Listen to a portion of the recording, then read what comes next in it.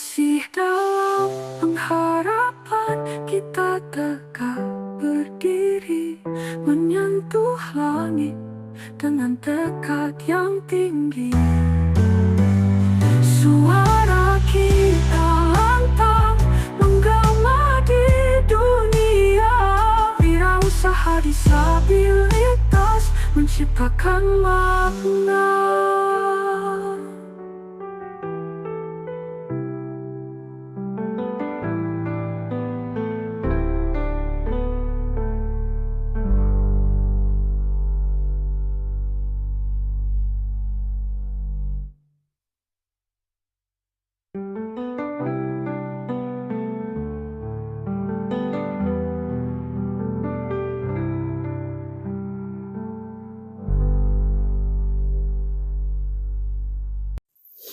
Assalamualaikum warahmatullahi wabarakatuh.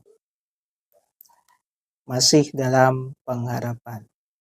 Kita ketemu lagi ya di channel Adi Edukasi dengan kondisi yang sehat, dan harapan saya juga buat kita semua selalu dalam kondisi yang sehat. Di video ini lebih tepatnya saya memberi sudut pandang, menjawab dari pertanyaan yang masuk di redaksi email dan juga Instagram. Ada satu pertanyaan yang buat saya menarik dijawab, sekaligus juga saya mencoba untuk menjelaskan secara spesifik, meskipun nggak detail-detail banget karena dengan durasi waktu yang terbatas, tapi mudah-mudahan bisa memberi gambaran. Nah, pertanyaannya seperti ini. Kalau disabilitas netra dan menikah dengan sesama netra, itu pasti anaknya itu disabilitas juga.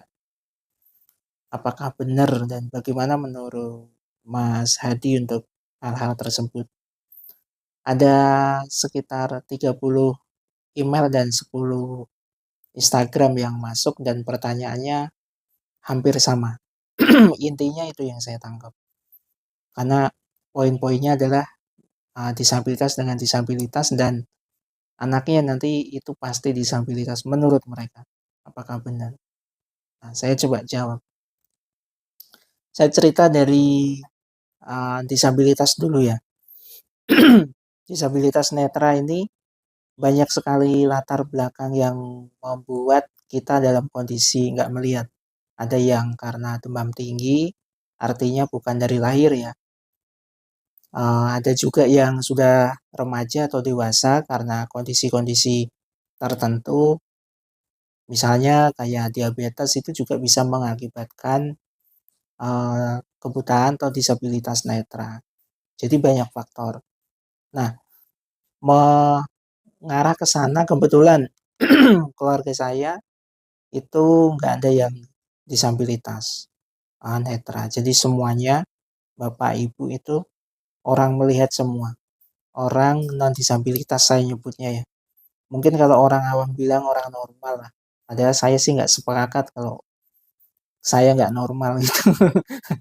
Karena saya disabilitas, iya, nggak melihat itu sudah menjadi sebutan atau semacam label kategori yang nggak bisa dipungkiri. Tapi kalau normal nggak normal ini berhubungan dengan perilaku dan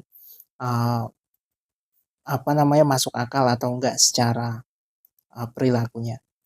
Jadi fix sebenarnya dari satu poin ini nggak benar kalau misalnya non disabilitas dan nikah dengan sesama non disabilitas itu pasti anaknya melihat semua normal semua katanya.